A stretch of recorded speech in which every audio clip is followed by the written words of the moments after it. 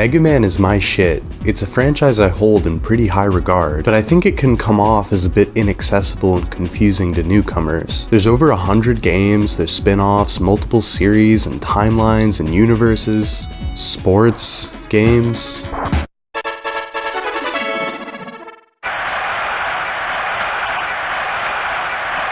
My personal first exposure to Mega Man was playing Megaman 2 on my first computer with an emulator.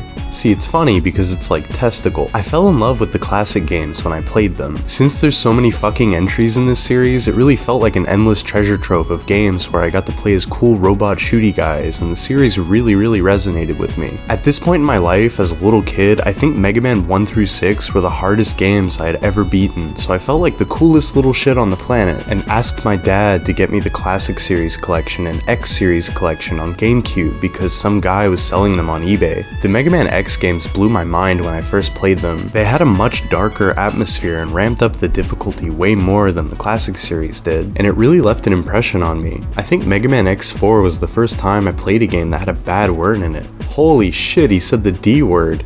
Did that entire city full of people just fucking die?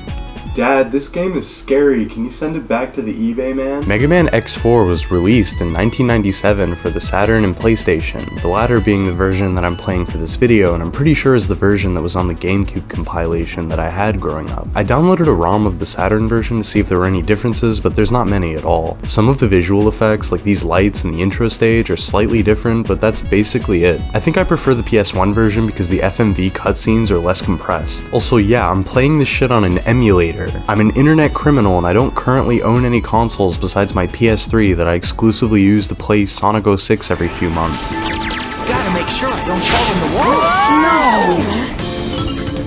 No! I barely own any physical possessions actually. I live in a fucking cave. Oh. Mega Man 8 was released on the PS1 and Saturn as well, which is kinda cool. I've never really delved into the Saturn's library much, other than like Nights into Dreams. Most games on the console that I've ever been interested in were released on PS1 or PC as well or something. The controller for the Saturn is sick though, look at all these goddamn buttons. I'm definitely interested in diving into its library more one day. I really like Kenji Ino's projects, like D and Enemy Zero. Since I remembered D while I was writing this script, I found out that Ino was actually the director of that fucking Real Sound game that I briefly mentioned in my video about Mother 1. It's fucking cool as hell. Full circle, baby. I'm getting distracted again, I'm sorry. I couldn't find a whole lot of information about Megaman X4's development online other than this interview from 1997 with Yoshinori Takanaka, Koji Okahara, and Iki Tazaki, where they said they didn't even plan on making X4 at first, but higher-ups at Capcom wanted to see what they could do with the X series with better hardware. God damn, I'm glad they did. The series had its ups and downs after X4, but I'm 100% enchanted by the art style and presentation of X4 through X6. Iki Tazaki, along with these incredibly talented people, did such an amazing job with the sprite work and backgrounds in these fucking games. Imagine how different the internet would be if the explosion effect sprites from this game weren't in every Flash animation ever. But yeah. Megaman X4. Game opens up with a really cool animated FMV cutscene, which the game has quite a few of, pretty similar again to Mega Man 8. Zebek is the studio that animated both of these games' cutscenes, and I think they're fucking great. They did quite a few anime series and OVAs and movies and stuff, including the Mega Man Battle Network anime. I think I caught an episode of that when I was a kid, maybe? What the fuck is going on with my boy Aquaman over here? The animated intro does a good job showcasing the cool cast of characters in this game and the overall vibe, I think. Mega Man's a series that has always had insanely cool character designs. I've always liked that they blur the line between human and robot. Some characters come across as more robotic and weapon-like than others, but it's a nice theme that permeates the entirety of the franchise. In case you don't know what the deal with Mega Man is, fucking... I don't know. There's a billion videos on this website talking about it, and this franchise is old as shit. Just look it up. There's robots and people and shit happens. I don't want to insult anyone's intelligence by doing a story recap of Mega Man or whatever. I'll talk about some of the story shit in X4 because it was a big focus for this game and probably one of its initial selling points, but I'll try my best to not spoon feed you every little detail since I'm going off of the impression that 100% of people that are watching this shit right now are at least vaguely familiar with Mega Man. And when it comes to this game's story, they tried. It's not always presented in exactly the best way, but I obviously really like this shit a lot, so I'll talk about it as it comes up. Fucking whatever.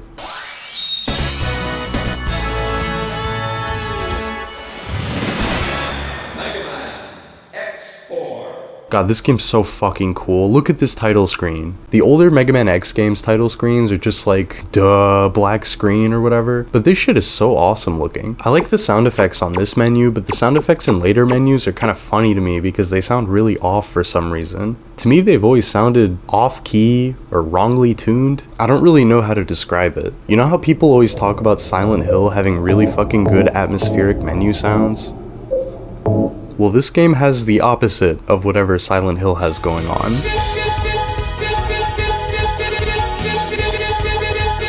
I love this shit though. We get to pick either X or Zero when we start the game out, effectively giving us 2 campaigns to play through. I'm gonna be playing both for this video, and I'll do my best to show off the most important shit from both versions of this game and compare the 2 characters, but I'm probably mostly gonna be showing footage from Zero's campaign, because a lot of the interesting shit happens when you're playing as Zero. This is his game more than X's, to be honest. I love playing as X, don't get me wrong, but Zero is just this fucking awesome character that has been so mysterious and idolized up until this point, so it's a big deal that he's actually playable here. He was playable in X3 too, under really specific conditions I think, but if you died as him once, I think that you couldn't play as him again until you reset your game, and he basically just plays as a shittier version of X in that game. Pretty disappointing. This is a much better first impression, and I like this game a lot, in part because Zero is just so fucking cool. There's a certain, let's say former animator that's pretty well known on this platform that made a video about the first Mega Man X like 12 years ago or something.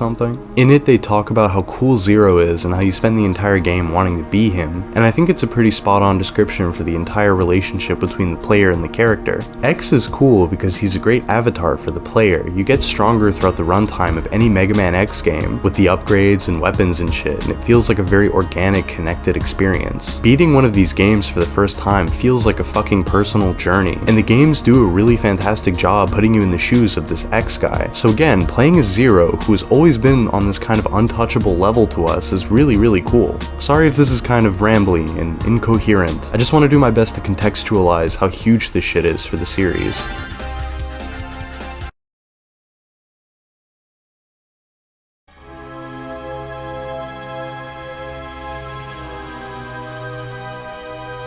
The first cutscene always hits me really hard. This game was rated E for everyone when it first released, and like I said earlier, this game sucker punched me really hard as a kid. This is one of the first times I remember being exposed to this level of violence. My dad would have shit himself if he saw me playing this as like a 12-year-old. Wait!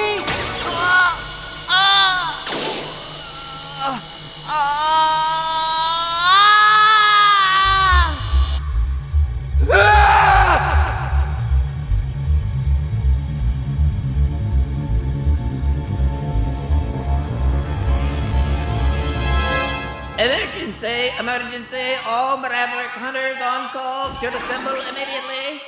It was all a dream. It's crazy to see Sigma, this insanely powerful, evil, menacing guy that has been the final boss of the previous 3 games, screaming in fear. And seeing all of these Reploids fucking mangled to pieces, it's so fucking brutal. Zero's having some wet dream about Dr. Wily or something, but he wakes up and there's an emergency alert blasting through the speakers of HQ, so he reports for duty. Zero and X are basically robot cops that fight and arrest bad guy robots known as Mavericks. X and Zero are cool cops though, not like the pussy class traitor shitheads that we have IRL. Fentanyl. I got fentanyl. Better back up. Fentanyl. Back up. Back your ass up, Telez.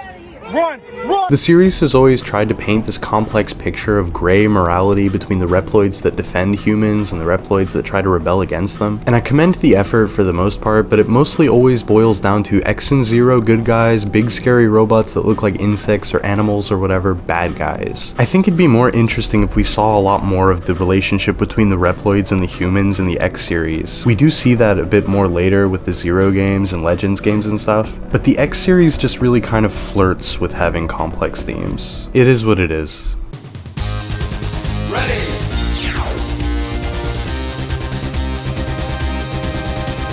There are Mavericks present in Sky Lagoon, which is this floating city hanging out in the sky above another city at ground level. I love how futuristic this shit looks in the background. Visually really distinct with all the emergency searchlights and shit waving around too. I'm gonna try to not go, whoa, look how cool it is, guys, at every level in this game, but it's gonna be kinda hard because this game looks so fucking sexy to me.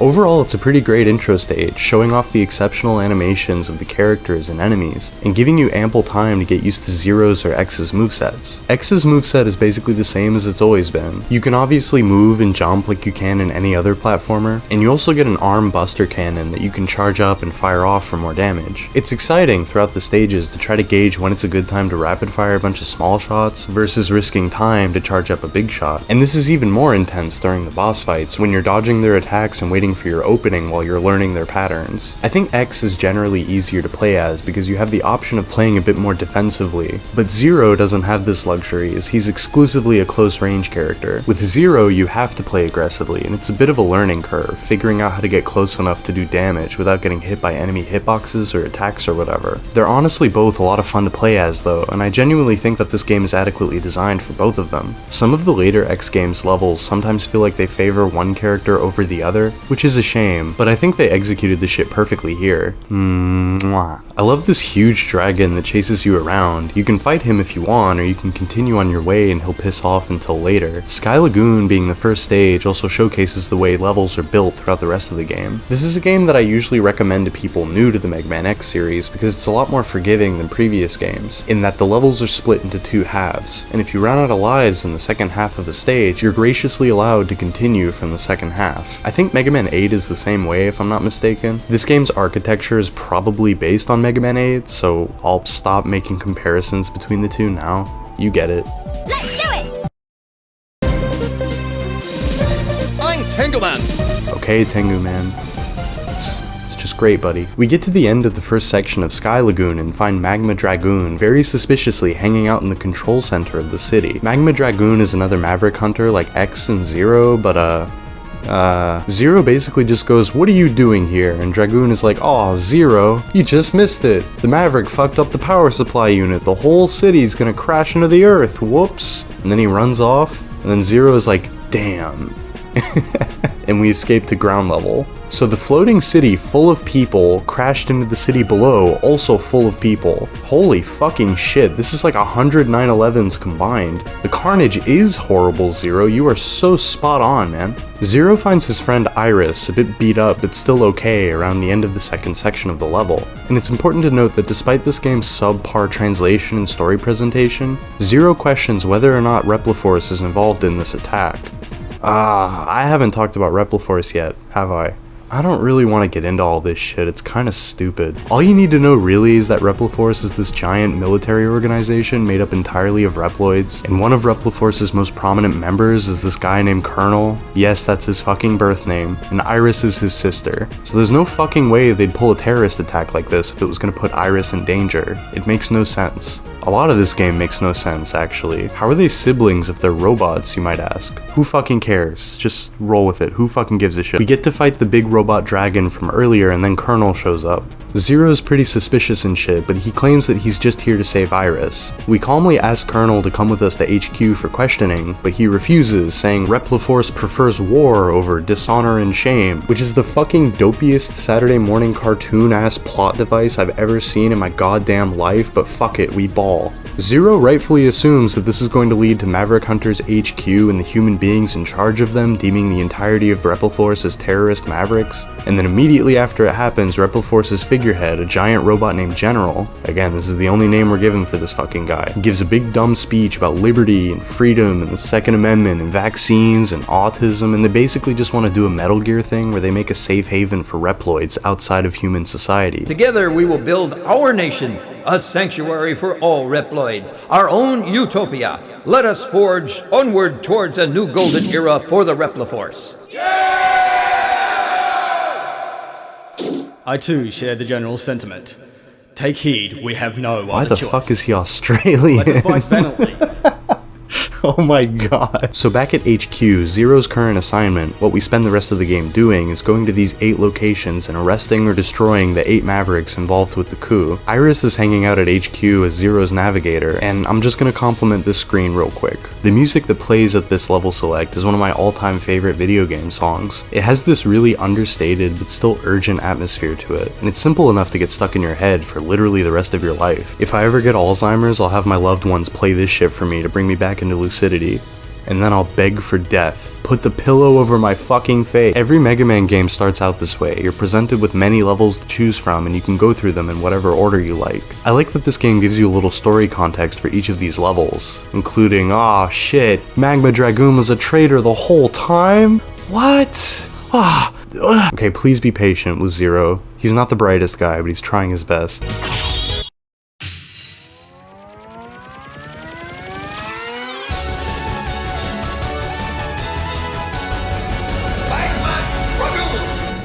I love the voiceover for every stage's boss that you get in the intro. This game does such a great job hyping you up for every little thing that you do. It's definitely a more difficult game than most that are marketed towards a casual audience, but it does its very best to really encourage the player. This game wants you to get fucking excited to go kick some fucking ass. So let's do it. Magma Dragoon, you're the first fucker we're gonna beat the shit out of. So get ready.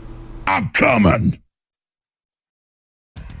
The Volcano level's music is really tight. It kind of fakes you out at first with this threatening sort of synth bass and these energetic drums propelling the track forward, but it turns into this almost triumphant sounding piece overall. It's got a weirdly hopeful energy to it. Toshihiko Horiyama is the guy that did the music in this game, and he's pretty well known for doing a lot of Capcom game soundtracks. He's a talented guy for sure, and I think this game has my favorite soundtrack overall in the X series. I'm definitely biased by my own nostalgia here, but whatever. Every video on this fucking channel is tainted with my own personal bias. This isn't new. The Volcano level has some parts that require some quick thinking on the player's part, with these giant flaming boulders flying down the hill and shit. Thankfully, X and Zero can both indefinitely hang off of walls by dry humping the shit out of them like a white teenager at a house party when an Arctic Monkeys song comes on. This level is a bit short compared to some others in the game, which is partially why I enjoy picking it first. It's also one of the few levels where we get to potentially use the ride armor, which is a personal favorite series staple of mine. I love riding mechs in video games. It's always so sick. It's one of the main reasons I enjoy playing Fear 2 more than Fear 1. Despite the level being a bit on the short side for this game, it's pretty memorable with some exciting set pieces, like this section where the flaming rocks are destroying platforms you gotta hop across, and like holes in the ground opening up and shooting fire beams at you that you've gotta time your movements to get past. It's cool, fun and stuff. Holy fuck, I'm playing a video game and having fun. What a truly unique and forward-thinking notion, you fucking idiot. Magma Dragoon is one of the toughest bosses in the game, I'd say too. He's got a huge variety of attacks that are probably gonna take you a few attempts to memorize, but it's a super fun process. A good microcosm of the entire ethos of Mega Man as a whole. Getting good at something through trial and error until you feel like you can Mark Morris in that shit. Magma Dragoon does a bunch of Street Fighter moves that absolutely destroy your health bar, but thankfully you can actually enter the boss arena while piloting one of the ride armors from earlier, and it makes the fight significantly easier. Look, he played dirty first by betraying the Maverick Hunters, okay? Stop fucking booing me. This is fine, and I'm not a baby for doing this. I'm not a baby. After we beat Magma Dragoon, Zero and X ask him why he did what he did, and he's just like, I wanted to fight you. Which is so fucking goddamn motherfucking stupid. If you wanted to fight us, why didn't you just challenge us to a fucking cage match or something like a normal person, you actual freak? I actually have always read this as Magma Dragoon holding a lot of resentment for X and Zero for being the top dogs. Working at Maverick Hunter's HQ for years probably made him develop some kind of inferiority complex, to the point of, yeah, wanting to commit numerous acts of terrorism for attention and for a chance to kill X and or Zero. You kinda have to just assume a lot of this shit when you're playing this game, because the story isn't really told to you that well, but whatever. That's always just kind of been the way that I read this. I don't mind playing pretend in my head a little bit when I play a game like this. The main draw of a Mega Man game is the moment-to-moment gameplay. The story and setting and shit is all just a bonus that I just enjoy for what it is. It's actually kind of interesting and not something that I really paid much attention to until replaying this game this year for this video, but the bosses in this game are actually differentiated based on their, like, alignment, as you can see by their health bars. Most of the bosses have the Repliforce logo under their HP bar because they're notable members of Repliforce working for their cause, but some of them have Sigma's logo. So Sigma's the bad guy again, boy oh boy. For anyone unfamiliar, Sigma is this big, scary, menacing, evil Reploid guy that is hell-bent on destroying humanity so robot guys can be in charge. I'll get into his whole deal more later on, I think, but for now it's interesting to note that Magma Dragoon's health bar shows that he's not working for Repliforce. He was tempted by and recruited by Sigma to fuck shit up at Sky Lagoon and defect from the Maverick Hunters. He's completely drunk the Kool-Aid and has paid the ultimate price for it. Fucking dumb shit. Zero and X both get different abilities from Magma Dragoon, and here's a pretty good place to talk about their differences in abilities, I think. X just gains weapons that he can switch to in addition to his buster like other Mega Man games, and each weapon is primarily used as an extra offensive advantage against a certain boss, like type advantages in Pokemon, although there's usually some kind of utility for some of them in stages and stuff. In this game, X gets this thing from Web Spider, for example, that lets you wall jump off of it to reach heights that he couldn't hit before. It's a lot of fun when weapons feel useful outside of just the boss rooms. It's definitely an added level of polish that I appreciate a lot in these games. I think the gold standard in the Mega Man series for this aspect in particular is actually Mega Man 9. Almost every weapon in that game is really fun to use and actually useful in non-boss fight contexts. But in Mega Man X4, Zero gets like moveset upgrades instead of just having weapons. Beating Magma Dragoon gives us the Ryu engine, which is basically just a Street Fighter Shoryuken that he can use infinitely whenever he wants. And it's cool that you don't have to choose it from a menu or something, you just hit the special attack button while holding the D-pad in a certain direction most of the time, so you can use all of the abilities you get from bosses super easily without having to really think about it. It's awesome. It's perfect. Alright, so from there we get to pick our next level. I guess we'll take X and go to my favorite level, the jungle where Web Spider is hiding. Who the fuck is this guy? So Zero gets Iris as his navigator character, and X gets this guy named Double. He's I don't know. I don't even have any jokes here. He's just a goofy, dopey looking Reploid guy. You know, X is like the final robot created by Dr. Light back during the time when Mega Man and Proto Man and Dr. Wily and shit were still alive, right? Dr. Light created X to be the first Reploid, which is basically just a robot that has 100% free will and the ability to think and feel and grow like a person can. And every Reploid ever made, the ones that X meets when he's finally woken up at the beginning of the series, is supposedly based on his schematics, right? So who was the clown that decided, yeah, let's take X and make him fat as shit? Like, what was the point of this? He's just gonna get bullied by the others. I swear to God, I'm not fat shaming or anything, by the way. This guy's just funny to me. I was an obese teenager, okay? It's fine for me to joke around about this guy. So Double is our fat fuck navigator, and he's pretty easy to ignore because he's completely unimportant for 90% of the game. I mean, you can argue that Iris is equally unimportant, but at the very least, the game attempts to make her a bit more meaningful by giving her an implied existing relationship with Zero that you can sort of attach to. Double is a completely new recruit at Maverick Hunter's HQ. At the beginning of X's campaign, he has to introduce himself to X and shit, so it's a bit harder to remember him when you're playing through the game. X and Double have absolutely no chemistry or repertoire whatsoever, which I would argue isn't entirely true for Iris and Zero. Also, Iris is at least a very cute character, and Double is, well, he's a fucking sex icon, obviously. Anyway, holy fucking shit, let's take X and go to my favorite level in the game, the jungle. This level's another good one to start out with because it's fun, looks great, and the boss is on the easier side if you're planning on trying this game out yourself and have never played before. Since we beat Magma Dragoon earlier, we can use the fire weapon we lifted from him to destroy these vines that are hiding a heart container. There's one of these in every stage, and they permanently increase the size of your health bar. The game is totally beatable without getting any of these, but they're a nice bonus, and they definitely help with some of the late game content. X specifically can also find these capsules that have a Dr. Light hologram in them where he can find permanent armor upgrades. Like in this level, he finds the leg upgrade that lets him dash in midair or do this levitating thing that makes a lot of bosses and situations with enemies and platforming and shit way easier. Fun ability for sure. I like it a lot more than the upward dash thing in Megaman X3. It's really funny that Dr. Light materializes in these capsules and comments on current events. Like, this guy is definitely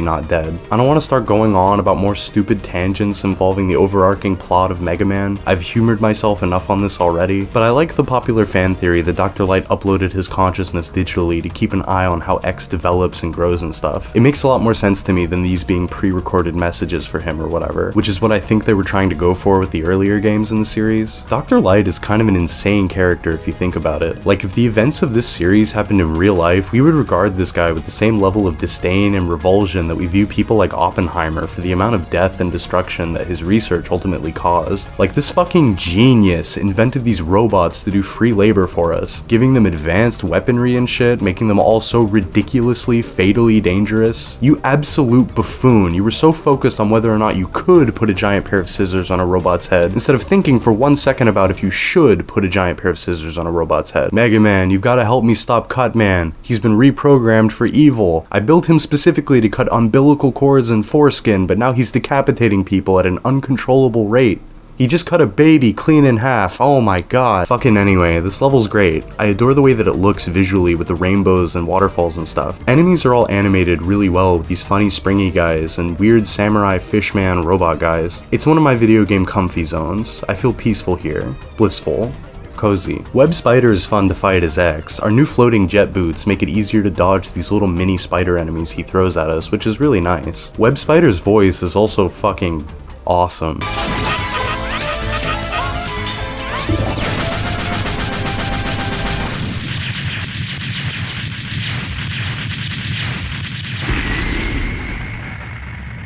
Once we beat him, X gets that cool electricity weapon that I was talking about a minute ago that he can use to wall jump off of. And Zero gets this stupid slow electricity attack that I never use because it has like 300,000 startup frames to sit through before the hitbox comes out. It's useful against one specific boss at least, Whoopee. I mean, the animation is cool and stuff, it's just kind of a drag to actually use. No harm, no foul though. Let's take Zero and go beat the shit out of the big dumb walrus guy.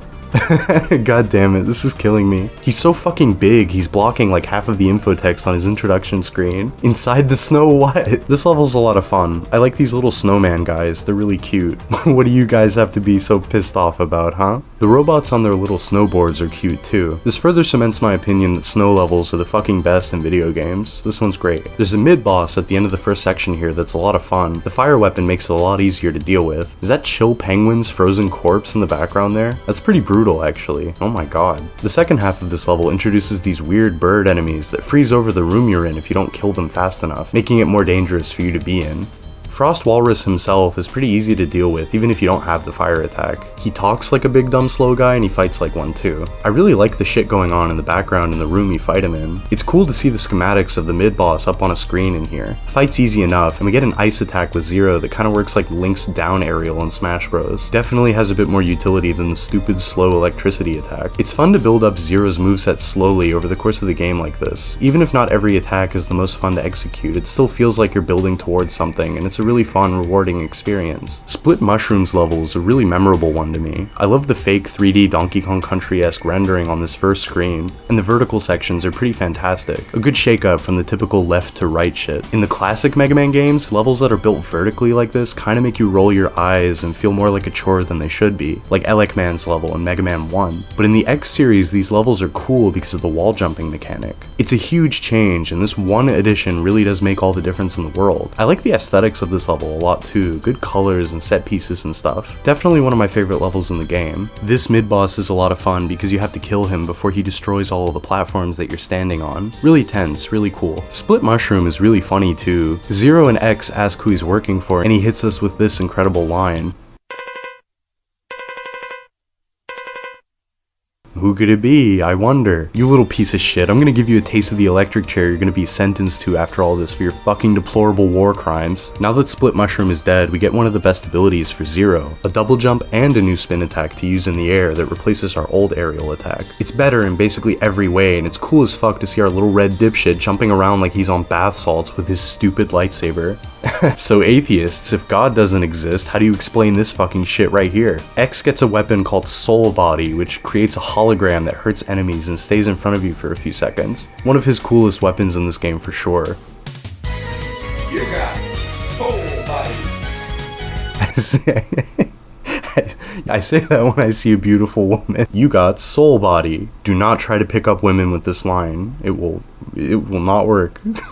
Worst mistake of my life. Now that we've beaten 4 out of the 8 levels in this game, X and Zero both get interrupted by a message at HQ that the Colonel is waiting for them. In X's playthrough, it's an actual boss fight you have to do, and it's pretty fun. Floating over his attacks makes me feel like I'm one of those Mensa guys playing chess. It's a pretty tense fight overall that lasts a long time because of how few opportunities you get to actually hit the Colonel. In Zero's campaign, this is just a cutscene though, and it's one of the funniest things I've ever seen in my life.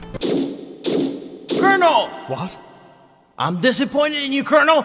Ah! What do you think you're doing? It's not too late. Stop the coup now! Never. If that's your decision, prepare yourself!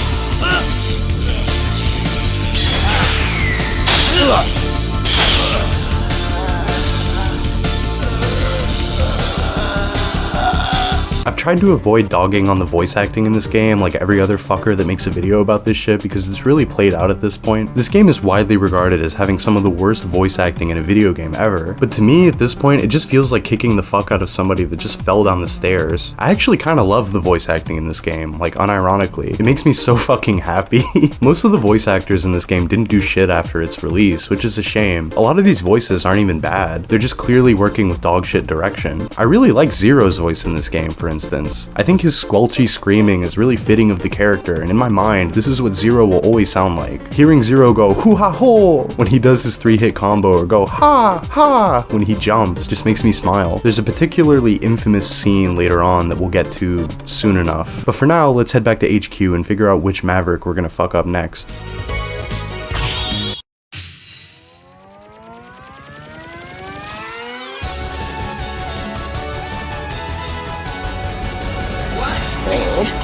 I smell like beef. Slash Beast has a really cool stage, with us on board a big supply train going fucking fast and shit. Hell yeah. I'm such a dumbass. I see something moving fast in a video game and I get all excited and piss and shit myself. The song that plays in this level is one of my favorites too. I love the like trance stabs. Sounds really 90s. The main melody is super catchy and fun to hum along to. Certified banger in my important and authoritative fucking big shot YouTuber opinion. I like that you can destroy a lot of the supply crates on the train. It's a lot of fun to cause so much destruction by spinning around in the air. This fucking game is so awesome. Megaman X4? More like Megaman Sex 4. Holy fuck. Please high five me. High five me. Okay. I like the separation between the two halves of this level, first half being outside and the second half mostly being inside of this tunnel. It's always nice when a Mega Man level feels like it's going somewhere, like you're actually progressing through an area. This is definitely something that they got better and better at as the series progressed. A lot of the early Mega Man games kind of have you looking at all the same shit throughout the stages, which is like fine and all, but it's really pleasant to see the backdrop switch up while you're moving through these levels. It's fun. They really started going hard with this shit in games like Mega Man 6. That game is actually one of the best ones. I don't get why it isn't as highly regarded as Mega Man 2 or 3 or whatever. Your dog turns into a jetpack. This is literally the coolest thing of all time. You people are insane. The game with Top Man in it is better than this? You're all fucking insane. Slash Beast is a fun boss fight. He's a bit on the easier side, but it's fun to dodge his movements by dashing under him when he jumps around like a lunatic. In these games, the bosses with the bigger hitboxes are always really fun to fight. Shadow of the Colossus syndrome or whatever, it's always really satisfying to take down a guy that's 3 times your size. He gives us this cool attack that we can use during our dash that has a pretty great forward reach. It's definitely a good oh shit move to use when you're about to dash into something that's gonna damage you. I guess the next level we'll do is Jet Stingrays. This is pretty much widely agreed upon to be the worst level in the game because it's an auto-scroller that has Zero on a fucking jet ski for some reason. It's not the worst thing in the world or anything, but it's not nearly as fun as the regular gameplay. Why do I have to ride this stupid bike? I just want to run around and chop robots into pieces with my lightsaber. Let me do that again. In this game at least, it's a pretty short level, and once you run through it a few times, it basically becomes muscle memory dodging the pits and stuff. You'll still probably run out of all your lives here a few times while you learn the layout though. Can't forget the heart piece in this level. Fuck. Can't forget the heart piece in this level either. At the very least, this is the only diversion from the regular gameplay that we get in this game, and I'm grateful. I'm usually all for developers exploring new ideas and experimenting around, but imagine if this game had Zero and X doing more traditional cop shit, like investigating for clues or doing like, God forbid, stealth missions or something. Turn the game console off and take a bath with my pet jellyfish. You know, this fucking movie actually sucks so bad. It is probably the worst movie I've ever seen in my life. It's just textbook emotional manipulation the whole time. Why am I supposed to give a shit that Will Smith kills himself when he's a raging dickhead to everybody else in this movie? I don't care if you're a tortured soul with a martyr complex, why wouldn't you just hang yourself? The jellyfish electrocution is gonna fry all of your organs anyway, isn't it? You're not gonna be able to donate your heart to your tragic dying girlfriend if it's got jellyfish poison in it, you stupid bitch. I don't actually know if that's true. I don't know how any of this works, actually. This movie fucking sucks. Will Smith should stick to being in Crobo videos and physically assaulting people at awards shows. It could always be worse though. In Megaman X8, there's not just one, but 2 of these lame-ass auto-scrolling vehicle levels. Why? Who likes these? I mean, I guess from a developer standpoint, these levels are probably a bit easier and quicker to make, and Capcom being the big company that it is, they are always going to prioritize shitting these games out as quickly as possible to maximize their profit margins. So the developers, you know, the programmers and artists and all these other guys that actually create the video games that we love so much are always left trying to do the best they can in their shitty situation in a AAA environment like this. Did you know that Megaman 7 was developed in only 3 fucking months? Can you imagine being on this dev team during this time? I would have jumped in front of a fucking train. I cannot believe they managed to finish that shit under such duress. This fucking stupid video that you're watching right now has taken me about that long to make, and this is literally nothing of value at all. Just another meaningless, trivial turd dropping in the massive fucking toilet of the waste-filled internet. God damn, I am never complaining about anything ever again. They made Megaman 7 in 3 months. So this level's a bit of a serotonin dip, but it's not that bad. It's pretty short, and then the actual boss fight against Jet Stingray is one of the easier fights in the game. It's funny to me that his weakness is that downward ice strike attack that Zero got from the walrus guy, but the way Jet Stingray is programmed to move, he's almost never in a position where we can consistently hit him with it, so it's easier to just damage him with regular attacks. Not a bad boss fight either way though, not really one that sticks out to me much, but it's cool. So it looks like at this point, we have 2 birds left. Thankfully, X and Zero are both shaped like one stone. That's the least funny joke I've ever made. We'll start out with Cyber Peacock because the idea of going into cyberspace is perpetually cool and it will never age. It's always been a trope I can get behind. As a little kid, I always thought it kicked ass when characters got to go inside of a computer. I like the cyberspace levels in Shadow the Hedgehog a lot. I really love this big robot eyeball thing at the beginning of the level. It opens when you're standing in front of it and closes once you move away. It feels really menacing, like we're a little computer virus that's not welcome here or something. The entire level keeps this theme up sort of, with these little checkpoints that stop and scan you while you run through them. The gimmick of this stage is that you ideally want to get through these zones as quickly as possible to get the highest rank. If you get an S rank in a section, you get a special reward like a heart upgrade or a 1-up or something. It's not required for you to get the S rank to progress through the stage, but it's a good motivator to play well, and it doesn't feel intrusive or tacked on or stupid or anything. The problem with this design, from the player's perspective at least, is that these levels have these big yellow blobs that stick to you and hold you in place unless you button mash out of them, which fucking sucks when you're trying to go fast. Zero can kill them with his saber though, so even though I suck ass at video games, I can get all the S ranks in this level, no problem. I like the way Cyber Peacock materializes into the boss room like this, cool effect, and I like their overall aura a lot. They come off as really haughty and shit, not even letting Zero get a word in before the battle starts. This fight is easy as hell if you have the Ryu engine though. Also, this is just something I made note of during this fight for some reason, but I like that X and Zero have distinctly different animations for when they have low HP. Like Zero does the generic shonen protagonist thing where he holds his arm like, "Ah, you fucker, I'm not giving up hope just yet," while X looks like he ate too much at Buffalo Wild Wings. "Zero, I've got heartburn. Have you seen my Tums anywhere?" Cyber Peacock gives Zero the only ability that uses up energy, this shit that you've seen before if you've played Tatsunoko vs. Capcom. The way it's utilized in this game is that Zero gets an energy bar next to his HP bar that depletes a little bit every time he uses the attack, but it refills if he finds an energy pickup or he gets damaged. Now onto the last Maverick, and I've saved this one for last purely because Storm Owl is the most annoying Maverick to fight, but our new weapon from Cyber Peacock makes it quite a bit easier. The level itself is fun though, really frantic with a lot of shit flying around on screen constantly. I like how moody and apocalyptic it kind of feels with it being at night and stuff. I don't know, it works as a final level before the actual final levels in my opinion. Defeating Storm Owl powers up our sword, making it grape flavored instead of lemon lime. Now that that's over and done with, we get word that Repliforce is assembling at the spaceport, which the game doesn't really explain what they're trying to do very well, but they're attempting to flee to a space colony where they can have their fucking dumbass perfect society without humans up there. This level's pretty cool at the beginning. I really like seeing the radio towers and runways in the background here. It's a really great visual. You get it, I think this game is gorgeous. I've said it like 400 times already. At the end of the level, we finally get to fight the Colonel as Zero, which is awesome. It feels more high stakes to fight him at close range instead of just floating over everything like when you're playing as X. Definitely feels like this fight was more designed with Zero in mind, which thematically makes sense considering that Zero and Colonel are supposed to be former friends and stuff. I still have fun with this fight with X though, it's just a fun fight either way. Definitely one of my favorites in the game. You know, speaking of playing as X, let's shift our focus back to him for a bit. Once we defeat the Colonel, we head back to HQ and decide we need to chase Repliforce up into space, so X leaves Double in charge. Okay, I'm sure that'll be fine. Oh, not again. Hey, watch it! I'm terribly sorry. It's me. Those hunters must not be allowed in here. Terminate them! Roger. What a freak. Hey, Double, what's the matter?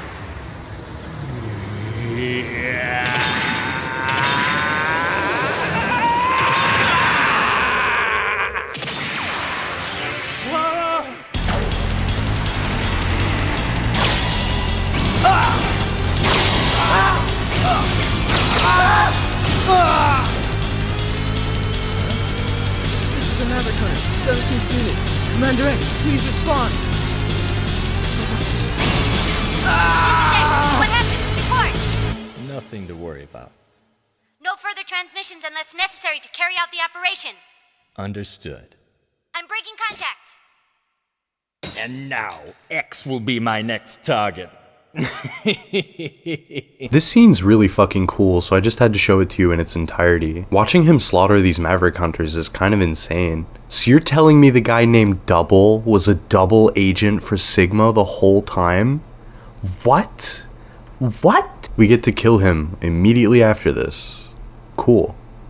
Awesome character, you guys. Zero gets back after defeating the Colonel and finds that Iris isn't at HQ anymore. Oh boy, I wonder where this is going. I'm sure everything will be fine after Zero killed her brother. I'm sure she's completely okay and also mentally stable.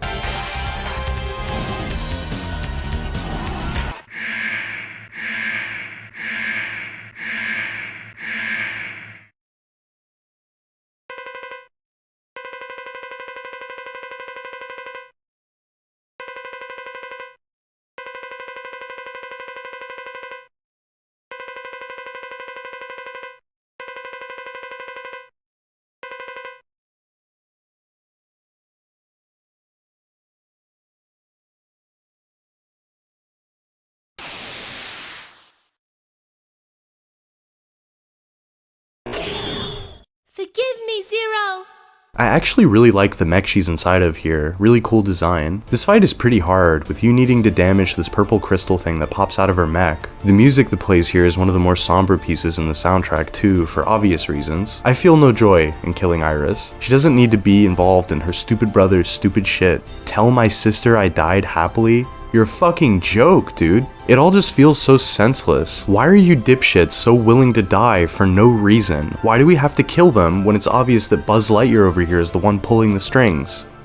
God damn it all, the fucking piece. So the next cutscene is one that I think basically everyone on the internet has seen. It's very infamous, but again, I really like this game and I want to take it seriously and respect the vision that the people that worked on it had. So I'm just gonna play it without making any funny jokes about how bad the voice acting is or whatever. Iris! Zero. Hang in there, Iris. Yo, dude. You know, they killed the dog on Family Guy.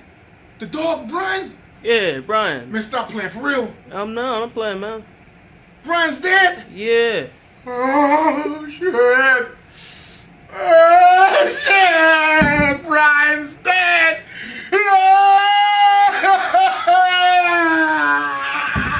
Okay, sorry, here's what the actual cutscene looks like.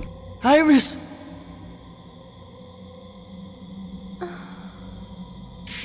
Iris! Iris! Iris! Iris!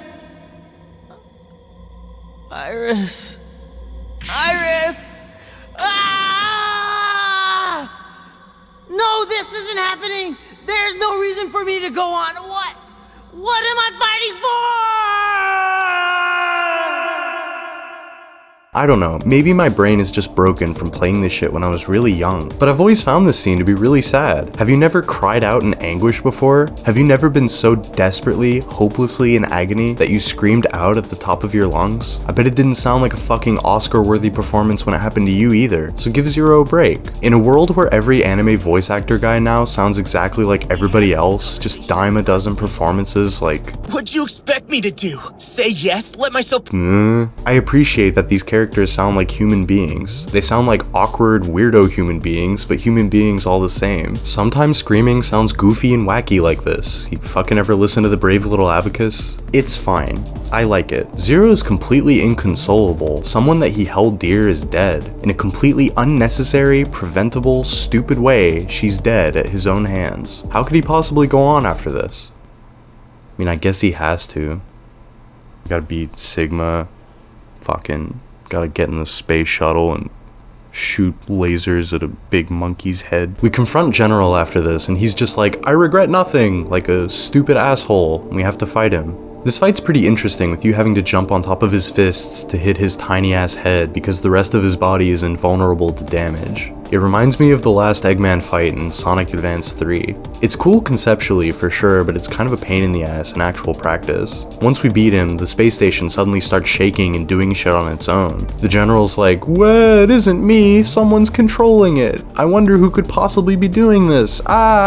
Gee, I wonder who's fucking doing it, you fucking moron. So basically, Sigma approached the General at the beginning of the game and tried to straight up tell him to rebel against the humans and wipe out the Maverick Hunters. When the General refused this, he got Magma Dragoon to do a little terrorism so the Maverick Hunters and Repliforce would destroy each other. And when this doesn't exactly work out in his favor because we wipe the floor with the entirety of Repliforce, he's now taking over the space station the Repliforce is escaping with and using it to destroy the Earth. So bottom line is, this guy is evil, and these guys are just mind-numbingly fucking stupid. Fantastic combo. You know, and this is kind of out of left field here, but I can't figure out where else to talk about this, so I'm going to do it now. But by this point in the game, I had almost all of X's armor upgrades, and this has always struck me as kind of being funny and interesting. X, in almost every Mega Man X game, gets these armor upgrades to make him more weapon-like. Like, some of these fucking armors get really ridiculous. Dude looks like a tank here, and as the series continues on after this game, he gets so tired of the fighting and carnage and death. It's so fucking awesome that this deeply tortured character that hates war and combat is constantly being upgraded to be a bigger, more powerful, more efficient weapon. It's so like needlessly poetically tragic for him. I love this fucking shit.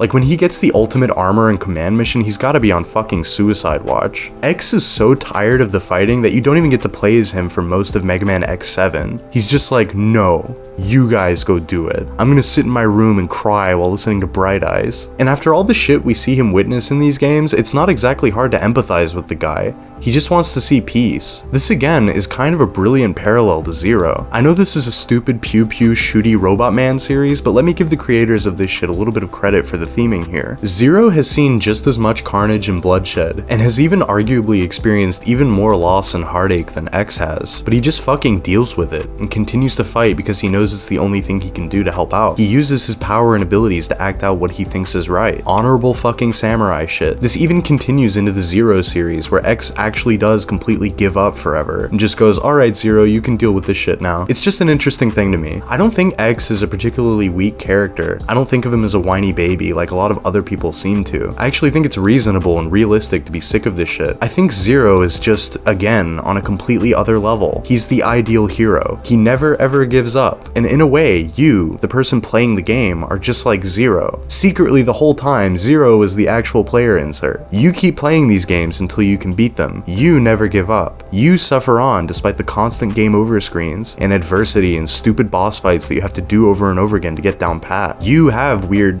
fucking green tits. I like this series a lot. These stupid tragic robot guys make me really happy. Anyway, Zero's gotta stop this fucking space station from destroying the Earth. We get to do a boss rush of every Maverick we defeated before, because it's tradition for every Mega Man game to end this way, but in this game it kind of feels silly, you know? Like I know all of these guys are dead. What are they, holograms? Replicas? Guys, I really just want to go fight Sigma. What the fuck am I doing here? Web Spider, can you please be quiet?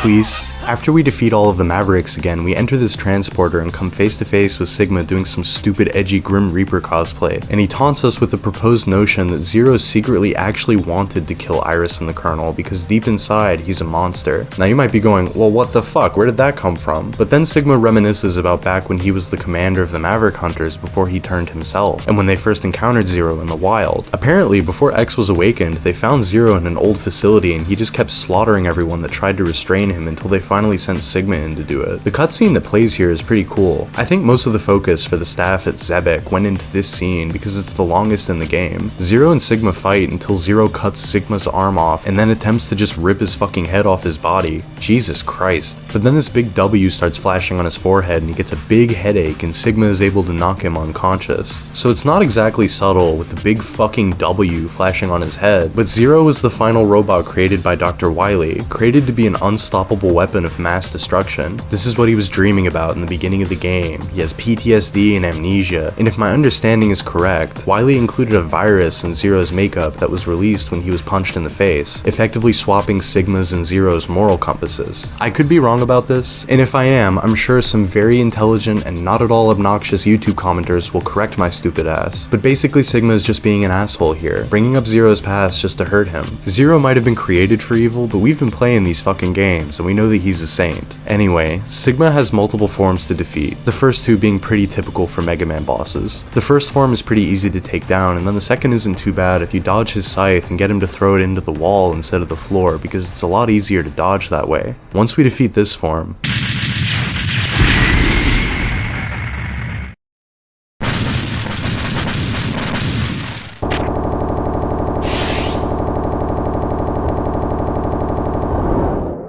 oh, sweet mother of fucking shit. Ew. Ew, what the actual fuck am I looking at? God. Iris is waiting for me? Fuck off, dude. What a bastard thing to say. I should have ripped your fucking head off when I had the chance. This fight is pretty difficult, especially considering the fact that you have to beat all three of these forms with one single health bar, but it's doable. You have to watch out for these three weird robot head things flying around, and you have to take the opportunity to hit Sigma while he's up here or down here without getting hit by whatever shit he throws at you. It's exciting and tense. I just want to squash him quickly like a bug. This is the stuff of nightmares, good fucking lord. After we finally get him down to 0 HP, he starts laughing, and Zero predictably asks him what's so funny, and it's really unnerving to see this portrait of him laughing while the siren is blaring over and over again.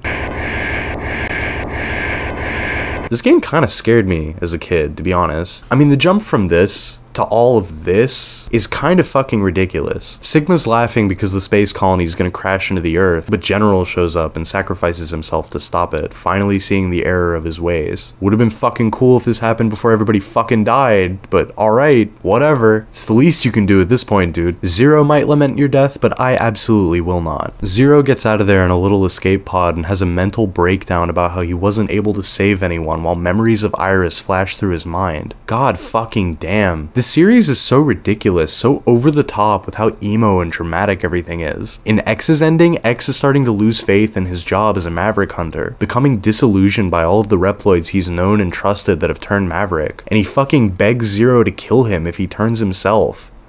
These endings don't exactly leave you feeling warm and fuzzy, but I really respect that. I think they're both kind of perfect for what this game is and what this series is. Thanks for playing. Fuck you. Fuck off. How is a 12-year-old supposed to come to grips with this shit? A decade and a half later and it still wrecks me. I just kind of feel sick to my stomach. Nothing these guys do ever pans out for them. Zero is still endlessly fighting hundreds of years later and sacrifices himself over and over and over again. X becomes a shell of himself and years later, nobody even remembers their fucking names. Mega Man is a tragedy. It's a fucking tragedy. I'm really attached to this shit. The stories are flawed and poorly conveyed and kind of stupid, but I cannot help but love these characters in this series with all my heart. It's a beautiful thing to me. The series continued on with X5 and X6 after this, and they both have a lot of really noticeable flaws. But if you play X4 and like it, I'd recommend giving those games a shot. And the rest of the series a shot too, honestly. You can emulate most of these games pretty easily, but if you're not into that for whatever reason, you can buy the X collections on Steam or basically any console if you're not a PC player. These games fucking kick ass. I really love them a lot. This one especially. I think anybody can pick this one up and beat it if they're determined enough. And shit, I mean, even if not, the X series collection has an easy mode for more casual players that are interested in playing but could potentially find the original difficulty a bit too much. But I recommend trying to play X4 the way that it was originally designed. It might kick your butt a little bit, but it's a really cathartic and gratifying game to beat, and it's presented to you in such a gorgeous, fun, ridiculous little package that I love to occasionally unwrap and get lost in for an afternoon or two. Mega Man's just really great. It's a series I associate a lot with my childhood and adolescence, and back when I was first getting into into going online regularly, Mega Man was always kinda there. The series as a sheer concept was pretty essential to a lot of early online memes and culture, and it's one of those household names that a lot of people are really familiar with, but I'd argue that the games are still kinda underrated and niche because they're a bit harder to get into than a Mario or a Sonic. I just think this shit is really special. This script was kind of a train wreck at the end there. I get a little too excited about this shit, but thank you very much for watching. Please play Mega Man X4. That's the thesis of this video.